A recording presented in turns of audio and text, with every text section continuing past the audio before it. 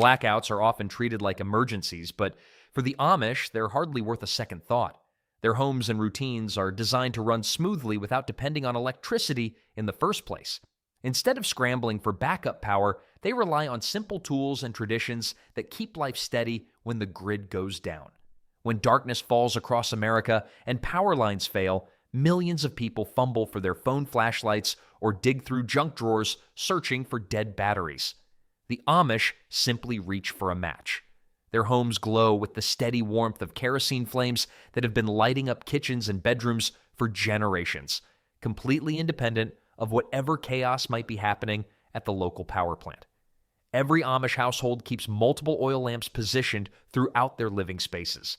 These aren't decorative antiques collecting dust on shelves.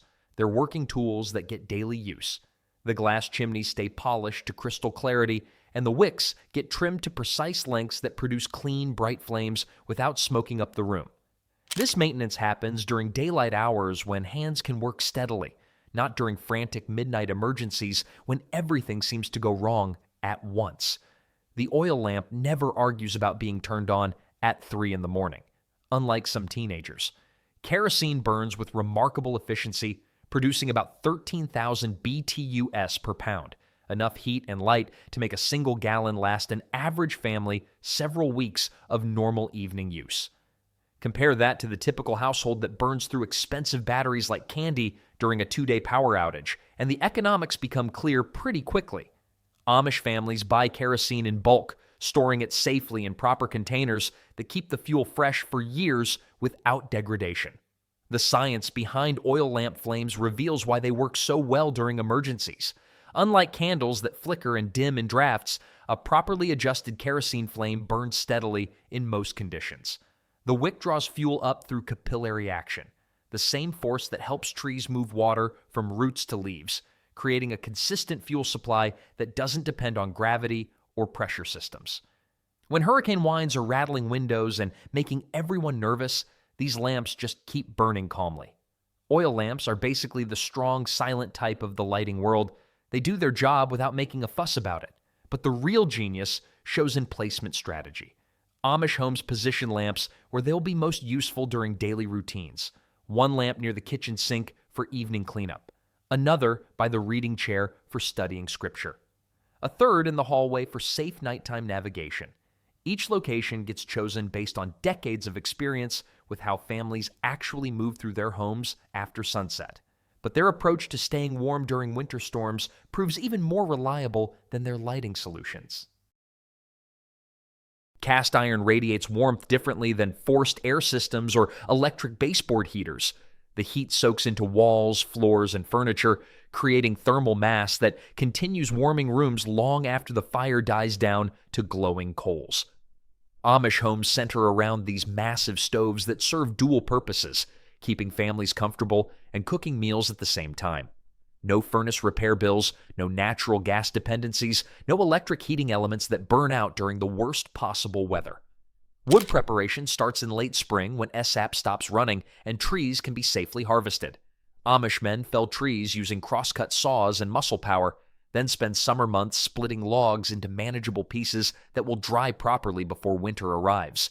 Greenwood contains about 40 to 50% moisture and produces more smoke than heat. Properly seasoned hardwood drops to 20% moisture content and burns clean with intense heat output. Wood is solar energy with a 20-year delivery delay, and it never gets lost in the mail. The mathematics of wood heating reveal why this system works so reliably. 1 full cord of seasoned oak produces about 24 million BTUs of energy. That equals roughly 200 gallons of heating oil or 700 therms of natural gas. A typical Amish household burns 3 to 4 cords per winter, but they cut and split 6 to 8 cords to stay ahead of demand. This surplus approach means they never worry about running short during extended cold snaps that catch everyone else scrambling for emergency fuel. Wood stove placement follows principles that maximize efficiency throughout the house. The stove sits centrally, usually where it can heat the main living areas while allowing heat to rise naturally to upper floors. Thick stone or brick surrounds store thermal energy during active burning and release it gradually over several hours. This thermal flywheel effect keeps rooms comfortable through the night without constant stoking. The wood stove doesn't have a thermostat, but it listens better than most teenagers. Different wood species provide specific advantages that experienced burners learn to exploit. Oak and hickory burn long and hot, perfect for overnight heating. Pine and poplar ignite quickly for morning startups. Apple and cherry woods add pleasant aromas during cooking. Amish families often maintain separate wood piles organized by species, selecting fuel based on immediate needs rather than grabbing whatever piece looks convenient. This careful fuel management connects directly to their methods for preserving food without refrigeration during extended power outages. Every January, when most folks are complaining about winter weather, Amish communities get excited about something everyone else considers a nuisance: thick pond ice. These frozen surfaces become nature's refrigerator factory, providing cooling power that lasts through scorching August heat waves. While modern families panic about keeping medications cold during power outages, Amish families have been storing perishables at perfect temperatures for centuries using nothing but frozen water and smart engineering. The ice harvest begins when pond surfaces reach 8 to 12 inches thick, solid enough to support horses and wagons, but not so thick that cutting becomes impossible. Teams of men work together using specialized ice saws that slice through frozen surfaces like giant bread knives. Each block weighs between 60 and 80 pounds, heavy enough to store serious cooling power, light enough for 2 men to handle safely. Ice harvesting is the only job where workers actually want things to be more cold and miserable than usual. Storage methods determine whether summer cooling succeeds or fails completely.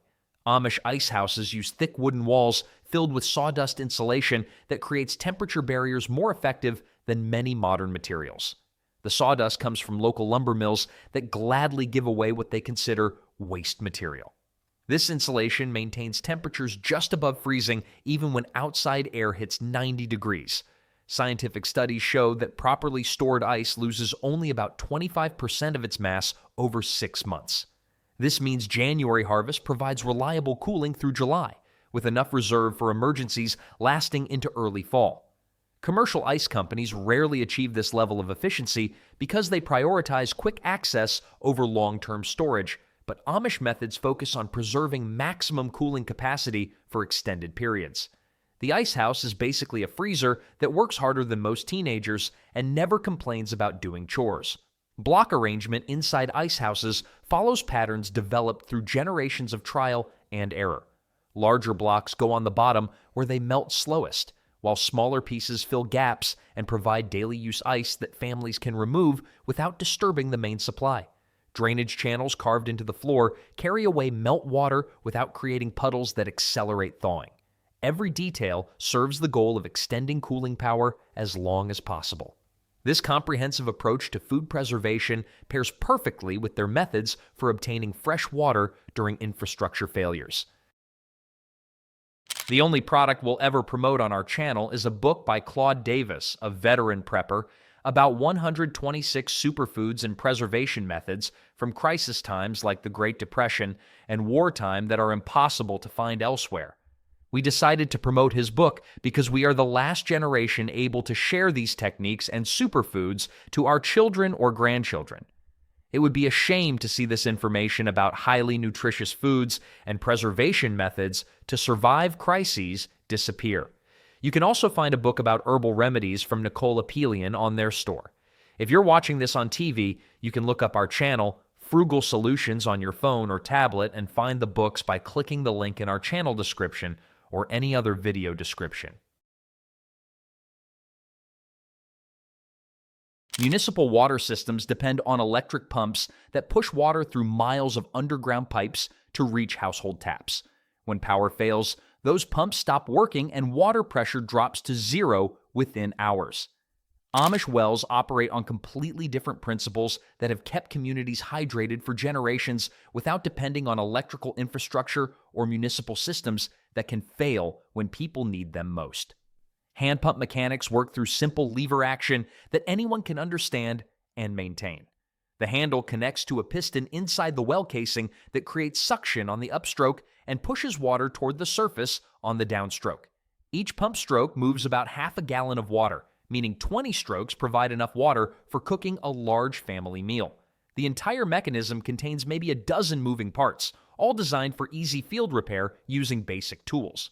Hand pumps never call in sick, demand overtime pay, or need coffee breaks between water deliveries. Well depth determines pump efficiency, but doesn't prevent operation like electric systems that lose power. Shallow wells 15 to 30 feet deep require minimal effort and pump quickly with smooth handle strokes.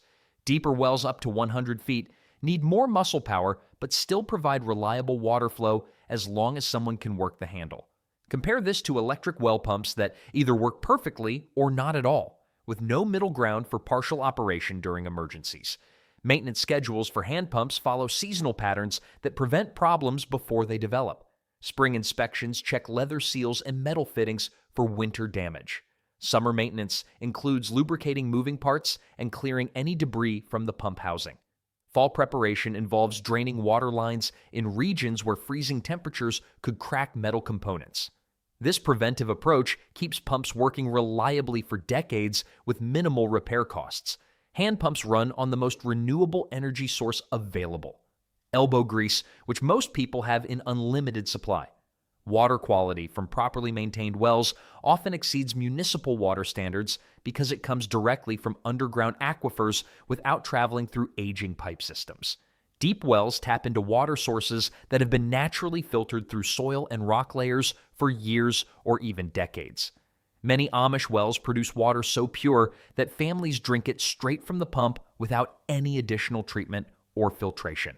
This reliable water access becomes even more valuable when combined with their approach to food storage that doesn't require electrical refrigeration systems. Amish pantries look like small grocery stores that never worry about power outages.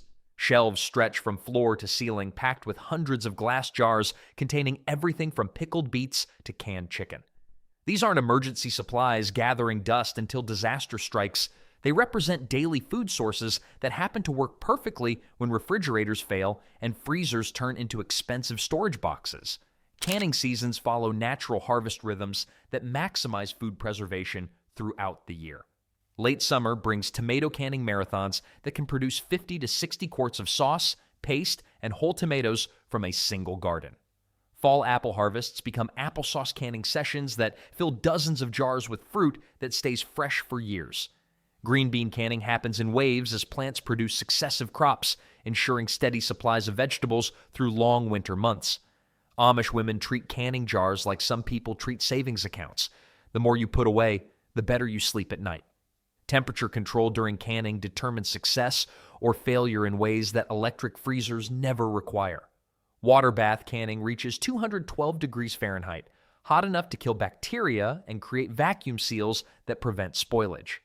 Pressure canning achieves temperatures around 240 degrees, necessary for safely preserving low-acid foods like meats and vegetables. These temperatures get reached using wood-fired stoves that work regardless of electrical grid status. The science behind proper canning creates shelf-stable foods that last years without refrigeration. Heat treatment destroys harmful bacteria, while vacuum sealing prevents new contamination from entering sealed jars. Properly canned foods retain most of their nutritional value while developing flavors that often improve with age. Studies show that home-canned tomatoes maintain higher vitamin content than fresh tomatoes shipped hundreds of miles from commercial farms. Meat preservation extends beyond simple canning to include smoking and curing techniques that create protein sources lasting months without refrigeration. Smoked hams hang in cool cellars for 6 to 8 months, developing complex flavors while staying perfectly safe to eat. Bacon gets cured with salt mixtures that draw out moisture and prevent bacterial growth. These processes use principles that have fed families for thousands of years before anyone invented electric refrigeration. Cured meat never complains about freezer burn or asks to be rotated to prevent ice crystals. Storage organization follows systems that ensure older products get used before newer ones spoil. Rotation principles put recently canned goods in back rows while moving older jars forward for daily use. Date labeling helps track age, though experienced cooks often identify storage time by jar appearance and content settling. This first in, first out approach prevents waste while maintaining steady food supplies that refresh annually. Vegetable preservation takes multiple forms that provide variety throughout seasons when fresh produce isn't available. Sauerkraut fermentation transforms cabbage into vitamin-rich food that keeps for months in cool storage. Pickled cucumbers, onions, and other vegetables provide acidic foods that balance meals dominated by preserved meats and stored grains. Root vegetables like potatoes, carrots, and turnips store in cool cellars for months without any processing. The economics of home food preservation reveal significant cost advantages over commercial frozen and canned goods. A bushel of apples costing $15 can produce 20 quarts of applesauce worth $60 at grocery store prices. Green beans from a $20 seed packet fill 30 jars worth $90 retail. These savings multiply across entire food preservation systems that stock pantries for a fraction of commercial food costs. Home canning turns gardens into money that doesn't lose value during economic downturns, plus it tastes better than paper currency. Emergency food access becomes seamless when preserved foods represent normal eating patterns rather than survival rations. Amish families eat canned vegetables, preserved meats, and stored grains year-round, so power outages don't require dietary changes or unfamiliar foods. Children grow up eating these foods regularly, eliminating the shock and resistance that often accompany emergency feeding situations in other households. Nutritional balance gets maintained through diverse preservation methods that capture different vitamins and minerals from seasonal harvests. Canned fruits provide vitamin C during winter months when fresh options aren't available. Preserved meats supply protein and B vitamins essential for health. Fermented vegetables contribute probiotics that support digestive health. This comprehensive approach ensures complete nutrition without depending on refrigerated fresh foods or frozen products. Quality control during preservation processes determines long-term storage success and family food security. Proper canning techniques create foods that maintain taste and nutrition for years, while mistakes can lead to spoilage or safety problems. Experienced canners develop skills that ensure consistent results, but even beginners can achieve good outcomes by following tested recipes and procedures. This knowledge becomes invaluable during extended emergencies when commercial food supplies might be disrupted or unavailable. The tools they use for food preparation and cooking work just as independently from electrical systems, creating complete kitchen operations that function normally whether power grids work or fail completely. Kitchen efficiency doesn't require electrical outlets or extension cords when tools get designed for human power instead of motor assistance. Amish kitchens buzz with activity using hand crank mixers that whip cream faster than most people can operate electric beaters, butter churns that produce fresh dairy products weekly, and graters that process vegetables without worrying about power surges or blown fuses. Hand crank mixers generate surprising power through gear ratios that multiply human effort into rapid beater rotation. A steady turning motion creates whipped cream in about 3 minutes, cake batter in 5 minutes, and bread dough in 10 minutes of consistent cranking. The mechanical advantage built into these tools means less effort produces better results than many electric mixers that struggle with thick batters or heavy doughs. Hand crank mixers never burn out their motors, though they occasionally wear out the person doing the cranking. Butter churning transforms fresh cream into butter and buttermilk, using nothing more than agitation and time. The process takes about 20 minutes of steady churning, during which fat globules and cream collide and stick together to form butter solids. Temperature control matters. Cream around 60 degrees Fahrenheit churns most efficiently. Too cold and the fat won't clump properly. Too warm and the butter becomes soft and difficult to separate from liquid. Workshop tools follow similar principles that prioritize reliability over convenience. Handsaws cut lumber accurately using sharp teeth and steady strokes that skilled craftsmen can maintain for hours. Plain, smooth wood surfaces to furniture-quality finishes without requiring sandpaper or electric sanders. Chisels carve joints and details that power tools often can't match for precision and control. The physics behind hand tools reveals why they often outperform electric alternatives for certain tasks. Hand planes cut wood shavings so thin they're almost transparent, creating surfaces smoother than power planers typically achieve. Manual drills bore holes exactly where craftsmen place them, with depth control that comes from feeling the bit's progress through wood. These tools provide tactile feedback that helps users develop skills impossible with power equipment. Hand tools never need warranty repairs, software updates, or arguments with customer service departments. Food processing equipment in Amish kitchens handles large-scale cooking without electrical connections or motor maintenance. Apple peelers process bushels of fruit in preparation for canning or drying, removing skin in continuous spirals that children love to eat as snacks. Meat grinders convert beef and pork into sausage and ground meat using gear systems that crush and mix ingredients more thoroughly than electric models. Maintenance requirements for hand tools stay minimal compared to electric equipment that needs regular service calls.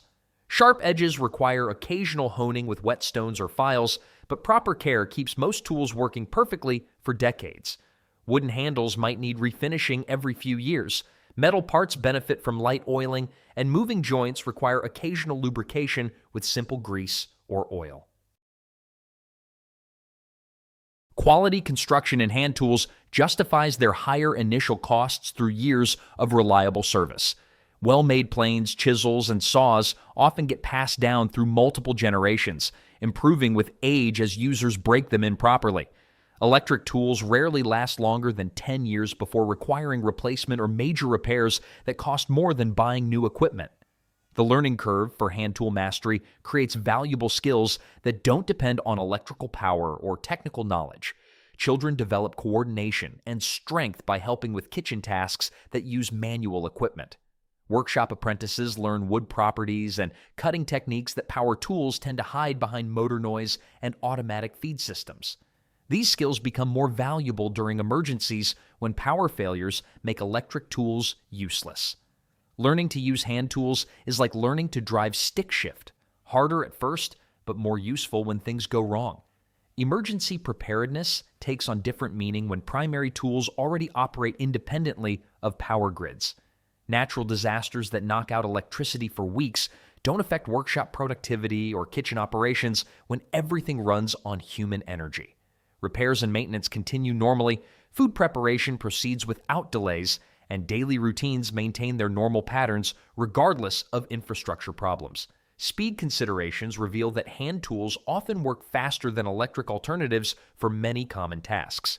Experienced users can hand drill holes faster than setting up electric drills, especially for single holes or precision work. Manual mixing handles small batches more efficiently than hauling out electric mixers that need cleaning afterward. The key lies in skill development that comes from regular use rather than occasional emergency deployment. Tool versatility provides additional advantages during situations where electrical alternatives might not be available or practical. Hand crank mixers work equally well for cooking tasks, craft projects, or emergency food preparation. Workshop tools handle construction, repairs, furniture making, and artistic projects without requiring different power sources or specialized electrical connections.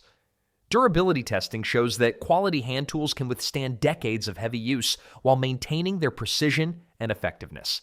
Cast iron mixers from the early 1900s still operate smoothly today, outlasting dozens of electric replacements. Hand planes maintain their cutting ability for generations when properly cared for, while power planers require frequent blade changes and motor repairs. The satisfaction of using hand tools provides psychological benefits that electric alternatives cannot match. The direct connection between human effort and results creates a sense of accomplishment and control that automated tools diminish. This emotional reward encourages regular practice that builds expertise and confidence in non-electric systems. Communication methods that don't depend on internet connections or cell phone towers become essential when infrastructure failures isolate communities from outside information sources. News travels faster on foot through Amish communities than most internet connections deliver information to modern households. When a barn fire breaks out or someone needs emergency help, word spreads through a network of neighbors who walk, ride horses, or drive buggies to share urgent information. This face-to-face communication system creates stronger bonds and more accurate information than text messages or social media posts that often get misunderstood or ignored completely. Community announcements happen through church gatherings that bring entire neighborhoods together every other Sunday. These meetings serve multiple purposes beyond worship. They become information exchanges where families learn about upcoming weddings, barn raisings, harvest schedules, and community needs. Everyone receives the same message at the same time, preventing the confusion that happens when news gets filtered through multiple digital channels. Amish communication works like the old telephone game, except people actually listen and remember what they heard. Letter writing maintains connections between distant relatives and communities separated by hundreds of miles. Amish families often correspond with cousins, siblings, and friends living in other states through handwritten letters that provide detailed updates about daily life, seasonal activities, and family news. These letters create permanent records that families save for years, unlike digital messages that disappear when phones break or accounts get deleted. Emergency communication relies on neighbors who know each other well enough to recognize when something seems wrong. Missing faces at regular gatherings prompt immediate concern and investigation.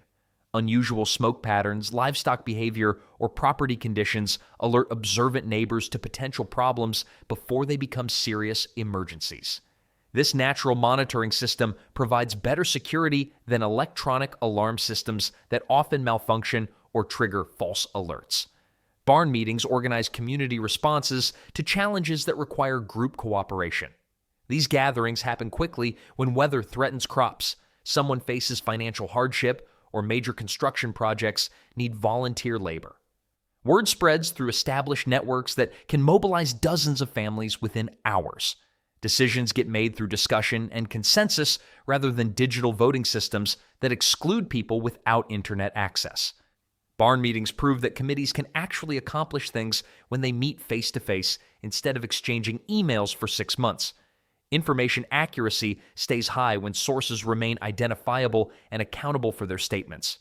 Rumors and false information get corrected quickly because everyone knows who said what to whom. This accountability prevents the spread of misinformation that plagues anonymous social media platforms where people share unverified claims without consequences. Amish communication networks naturally fact-check information through multiple trusted sources.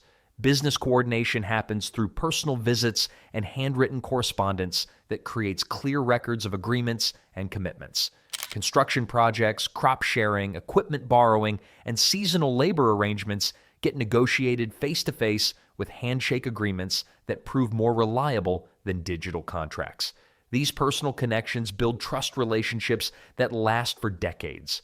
Community assistance networks activate automatically when families face difficulties like illness, accidents, or financial problems. Neighbors learn about needs through direct observation and personal conversations rather than waiting for formal requests through official channels. Help arrives quickly because communication happens between people who live close together and see each other regularly. The Amish communication system runs on the most reliable network ever invented. People who actually care about their neighbors. Long-distance communication uses postal services that continue operating during power outages and internet failures. Letters reach destinations reliably within a few days, providing dependable contact with family members and business associates in other regions. This system works independently of electrical infrastructure and cellular networks that can fail during natural disasters or equipment problems. The effectiveness of personal communication becomes obvious during emergencies when electronic systems fail, but human networks continue operating normally. Information about road conditions, available resources, and mutual aid opportunities flows through community connections that don't depend on towers, satellites, or power grids. Signal systems using bells, horns, and visual markers provide rapid emergency communication across distances without requiring electrical infrastructure. Church bells can alert entire communities to fires, accidents, or other urgent situations that require immediate response. Lantern signals and flag systems convey specific information about conditions or needs to neighbors across fields and valleys. Message reliability increases when communication travels through known, trusted individuals rather than anonymous digital networks. Recipients can evaluate information credibility based on their knowledge of the messenger and their track record for accuracy. This personal accountability creates higher standards for information sharing than anonymous online platforms where anyone can spread unverified claims. Community memory preservation happens through oral traditions and written records that don't depend on digital storage systems vulnerable to power failures or technological obsolescence. Important information gets recorded in physical books and documents that remain accessible for generations. Stories, procedures, and local knowledge pass from person to person through direct teaching rather than electronic media that can disappear instantly. Transportation that doesn't require fuel from gas stations helps maintain these vital connections even when broader infrastructure faces serious challenges.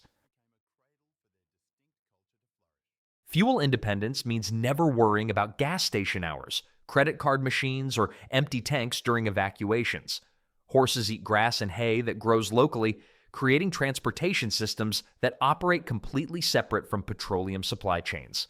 When hurricanes shut down refineries and gas stations run dry, Amish families continue traveling normally using the same four-legged engines that carried their grandparents through previous generations of emergencies. Daily transportation costs stay predictable year after year because horses don't require expensive fuel purchases that fluctuate with global oil markets. Feed expenses average about $3 per day for a working horse compared to gas costs that can reach $15 to $20 daily for families with long commutes. Maintenance involves horseshoes every 6 weeks and basic veterinary care, not transmission repairs or engine overhauls that cost thousands of dollars. Horses never need software updates, though they occasionally require attitude adjustments.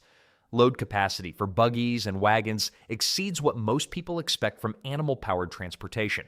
A single draft horse can pull loads weighing up to 2,000 pounds on level ground, enough cargo space for weekly grocery shopping, building materials, or emergency supplies. Teams of horses multiply this capacity significantly, enabling transportation of furniture, equipment, and bulk goods that would require large trucks in conventional systems. Weather resistance gives horse transportation advantages over vehicles that struggle in severe conditions. Horses navigate through snow, mud, and ice that stop cars and trucks completely. Their sure footing and natural caution prevent accidents that claim thousands of motor vehicle operators each year during winter storms. Emergency travel continues normally when roads become impassable for conventional vehicles. Route flexibility allows horses to travel where motor vehicles cannot venture safely. Narrow trails, steep grades, and rough terrain present no problems for animals that evolved to handle challenging landscapes. During floods, horses can wade through water depths that would destroy car engines. This mobility provides access to resources and assistance when conventional transportation systems fail completely. Horses come with built-in GPS systems that never lose signal, though they sometimes choose scenic routes without asking permission. Community transportation sharing creates networks where families help neighbors during emergencies or special circumstances. Wedding parties, funeral processions, and barn-raising crews travel together using multiple buggies and wagons that coordinate timing and destinations. This cooperative approach provides reliable transportation for everyone regardless of individual horse ownership or driving experience. Braking distance for horse-drawn vehicles stays much shorter than motor vehicles traveling at highway speeds. Horses typically travel at 8 to 12 miles per hour, allowing drivers time to observe road conditions and react to obstacles safely. Emergency stops happen within a few horse lengths, preventing accidents that occur when vehicles travel too fast for driver reaction times or stopping distances. Emergency evacuation using horses provides options when motor vehicles face fuel shortages or traffic jams that trap evacuees on crowded highways. Horses travel cross-country routes that bypass congested roads completely. Their endurance allows steady progress over long distances without requiring fuel stops or mechanical repairs that could strand families during critical escape windows. The only traffic jam horses create is when they stop to chat with other horses about the weather. All-terrain capability enables travel through areas where conventional vehicles would require expensive four-wheel drive systems or specialized equipment. Horses handle rocky paths, muddy fields, and forest trails that challenge even the most capable motor vehicles. This versatility provides access to remote areas for hunting, foraging, or seeking shelter during emergencies.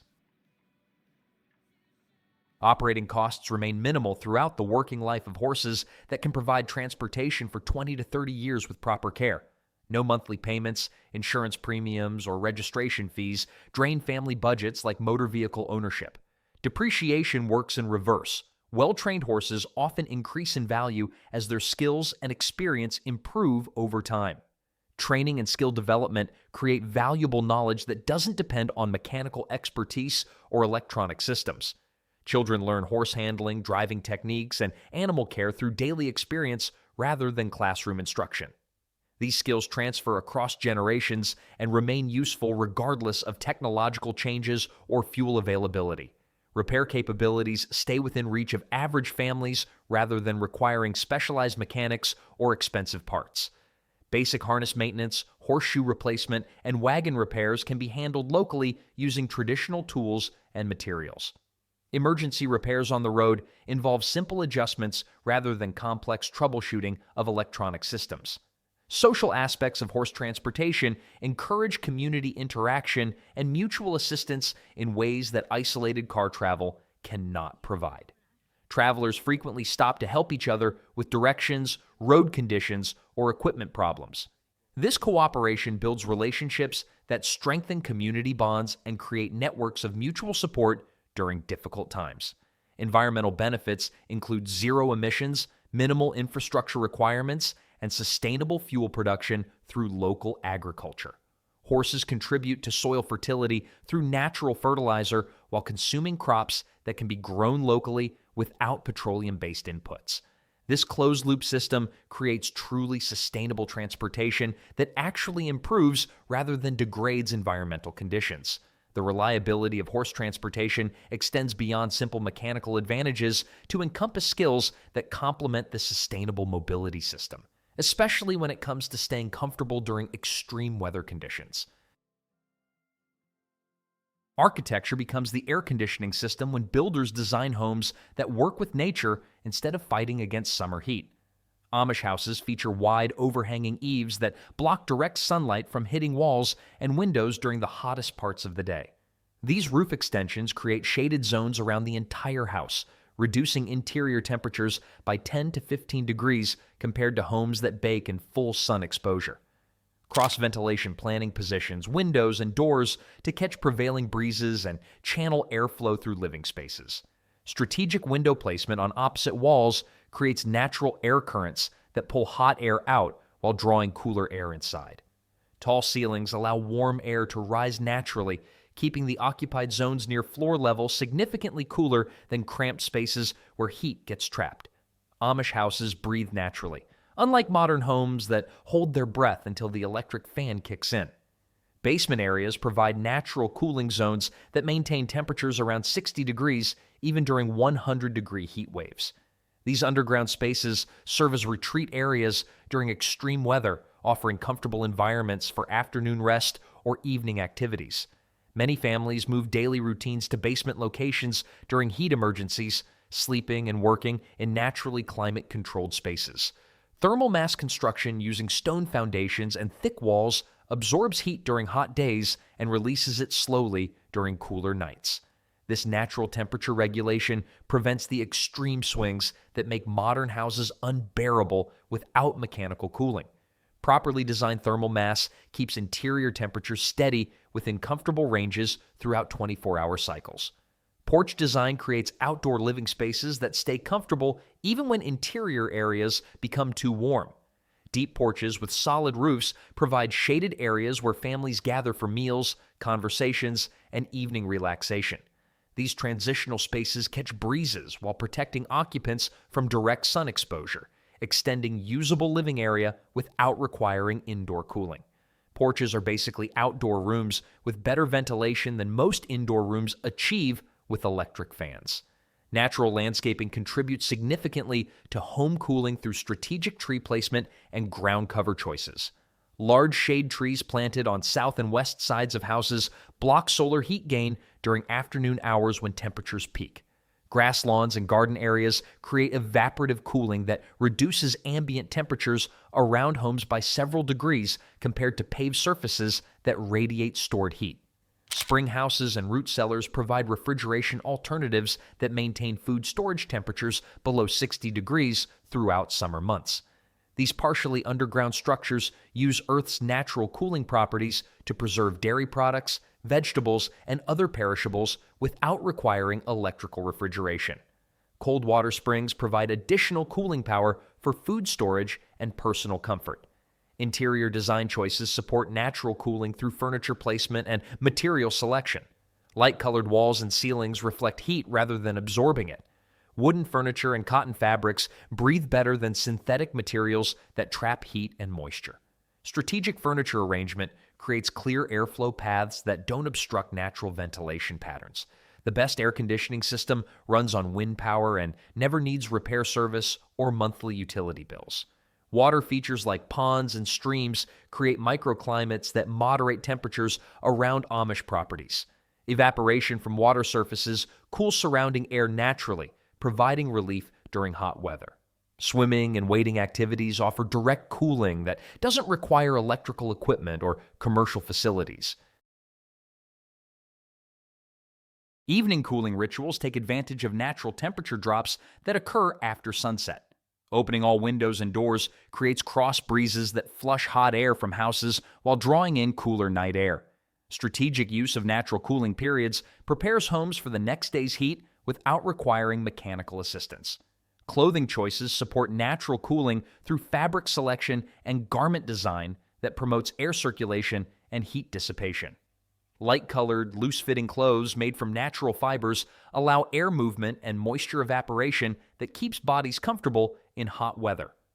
Traditional styles prioritize function over fashion in ways that support natural temperature regulation. Work scheduling adapts to natural temperature patterns by concentrating heavy labor during cooler morning and evening hours while reserving midday periods for lighter indoor activities. This rhythm prevents heat exhaustion while maintaining productivity throughout hot summer days. Rest periods during peak heat hours allow bodies to recover and prepare for resumed activity when temperatures moderate. Hydration strategies emphasize constant fluid intake through water, herbal teas, and milk rather than waiting until thirst develops. Cool cellars and spring houses provide naturally chilled beverages that refresh without requiring ice or refrigeration. Traditional drinks like Switch'll combine water, vinegar, and honey to replace electrolytes lost through perspiration. Building orientation takes advantage of prevailing wind patterns and sun angles to minimize heat gain while maximizing natural cooling opportunities. Structures positioned to catch summer breezes while avoiding direct afternoon sun exposure stay significantly cooler than randomly oriented buildings. This planning requires understanding local climate patterns, but provides decades of cooling benefits. Insulation strategies use natural materials like straw, sawdust, and stone to create thermal barriers that keep heat out during summer and retain warmth during winter. These materials provide effective temperature control without the synthetic insulation that can trap heat and moisture in uncomfortable ways. Proper insulation placement focuses on preventing heat transfer rather than sealing buildings completely. The comprehensive approach to natural cooling demonstrates how traditional building methods create comfortable living environments that function reliably regardless of electrical availability. But this architectural wisdom represents just one aspect of a broader mindset that shapes every aspect of daily life preparation. Self-reliance gets built through daily habits that happen to work perfectly during emergencies, not through panicked shopping trips when disasters threaten. Amish families cut firewood every summer because they need heat every winter, not because they worry about power outages. They can vegetables every fall because that's how they eat year-round, not because they fear supply chain disruptions. This natural preparedness emerges from lifestyle choices that assume independence rather than dependence on external systems. Seasonal rhythms guide activity patterns that automatically create reserves and backup systems throughout the year. Spring planting provides summer vegetables and fall preservation supplies. Summer construction projects repair buildings before winter weather arrives. Fall harvesting stocks pantries and root cellars with food that lasts until next year's crops mature. Winter planning prepares for spring planting cycles that continue these natural preparation patterns. Amish preparedness runs on automatic pilot while everyone else tries to figure out which panic button to push first. Skills development happens gradually through childhood learning and adult practice that builds competency over decades. Children learn preservation techniques by helping with canning sessions, not by watching survival videos. They develop mechanical skills through daily equipment maintenance, not weekend hobby projects. These practical abilities become second nature rather than emergency skills that might fail under pressure. Community cooperation creates support networks that strengthen individual family preparedness through shared resources and knowledge. Barn raisings demonstrate how quickly groups can accomplish major projects when everyone contributes their specialized skills. Harvest assistance ensures that crops get gathered efficiently even when individual families face temporary difficulties. This mutual aid philosophy extends to emergency situations naturally. Resource management follows principles that prioritize long-term sustainability over short-term convenience. Bulk purchasing reduces costs while ensuring adequate supplies for extended periods. Equipment maintenance extends useful life rather than planning for frequent replacement. These practices create abundance through careful stewardship rather than waste through careless consumption. The Amish approach to preparedness is like compound interest. Small daily actions create huge long-term results. Problem-solving abilities develop through regular experience with equipment repairs, weather challenges, and resource limitations. Families learn to improvise solutions using available materials rather than depending on professional services or specialized replacement parts. This adaptability proves invaluable during emergencies when normal supply chains and service providers become unavailable. Mental resilience grows from accepting that difficulties are normal parts of life rather than unexpected disasters that require outside rescue.